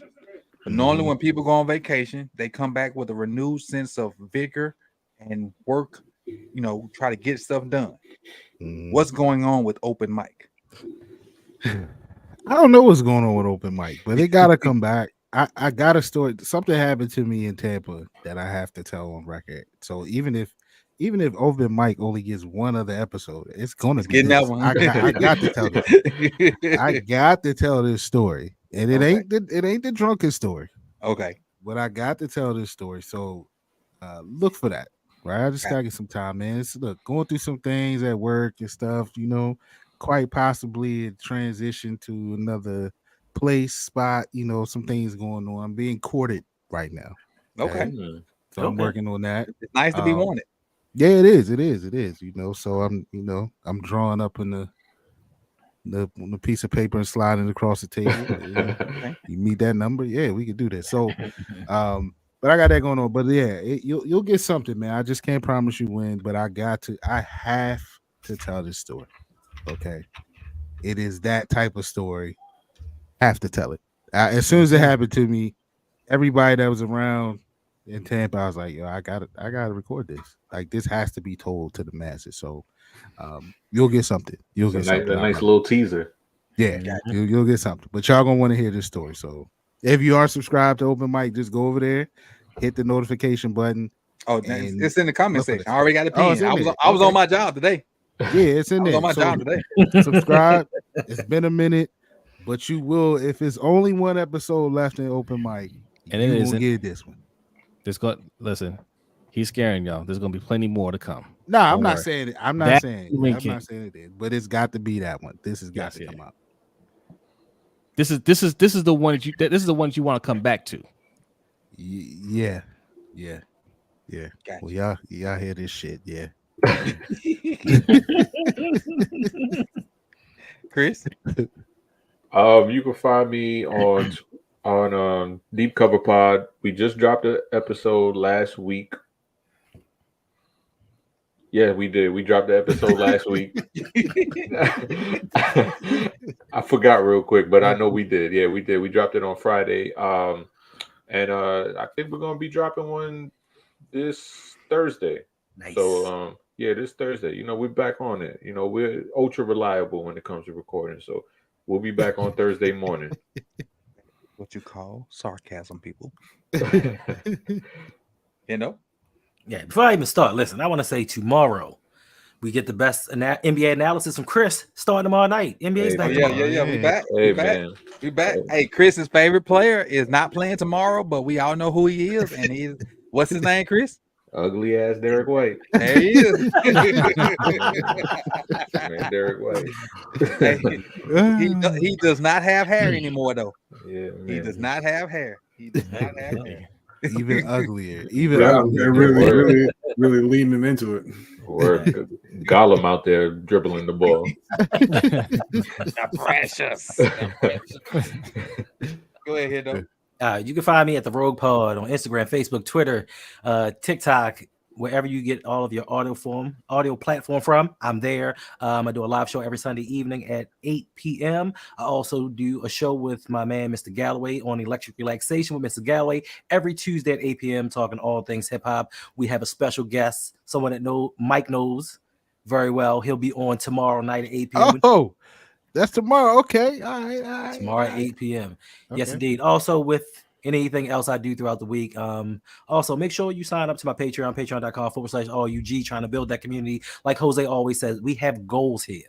And unfortunately, when it comes to the Ravens flock, things are it's moving a little bit slower than with other fan bases. It's not y'all. It's the ones that's not actually watching right now. But Oh I my just think God, Brock Purdy.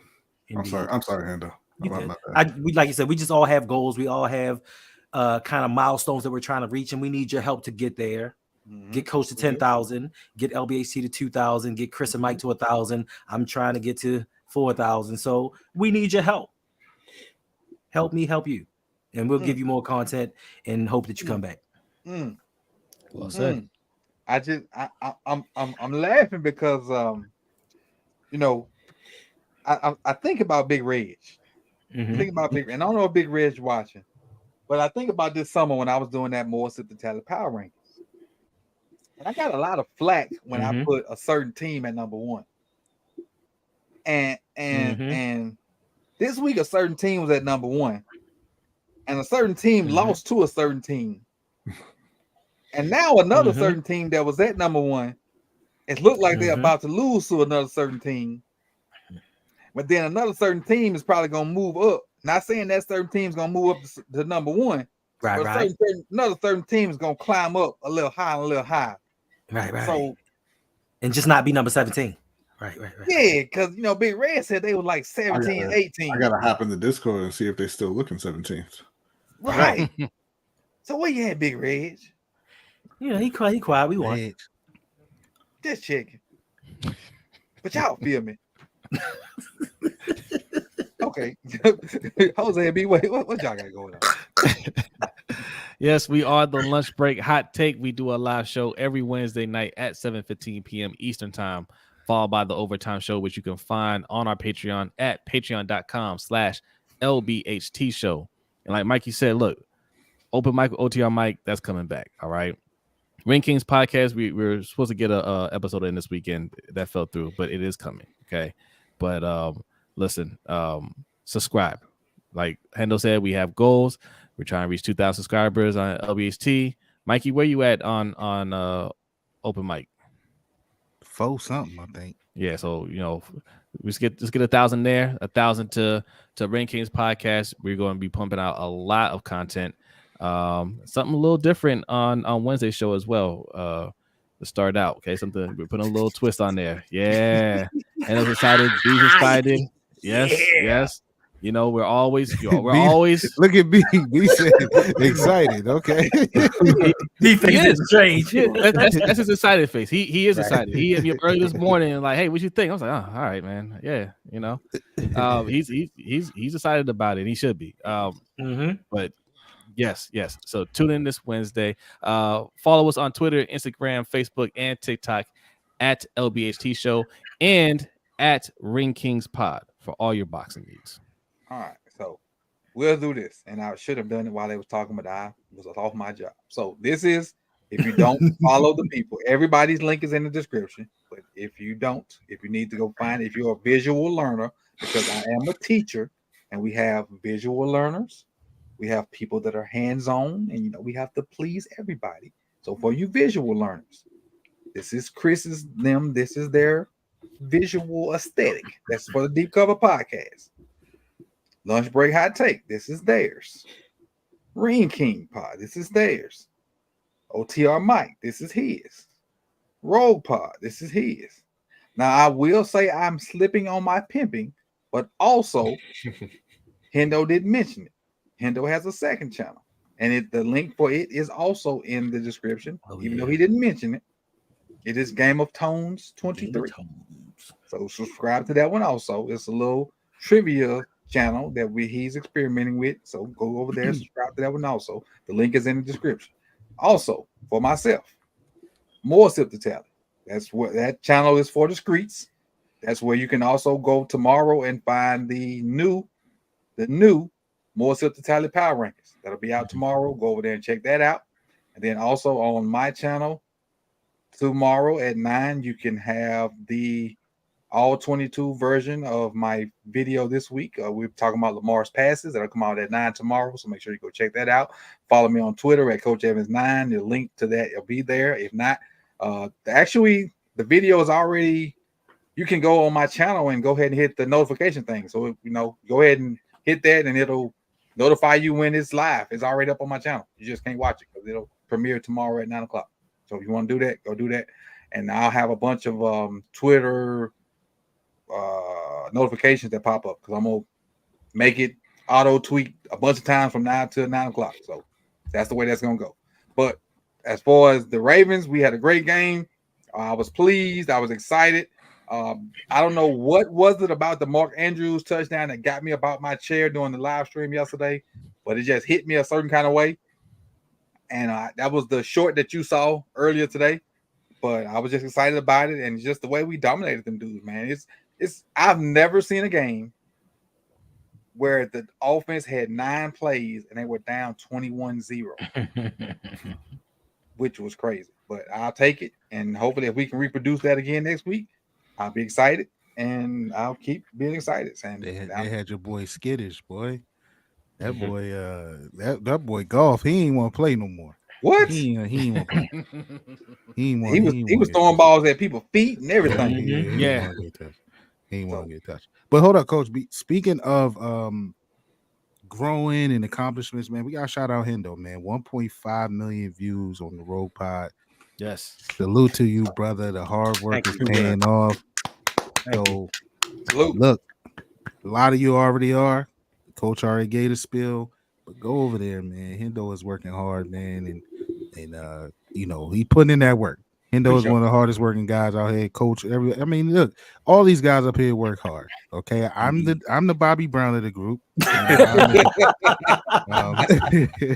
But look, these guys put in a lot of work, man. So go and salute. But salute to you, Hendo, man. That's a lot, bro. Appreciate y'all, sir. Appreciate it, and that's our video for today. Brought we made it before 11 o'clock, even though we said 1 hour, and we out. Peace, y'all.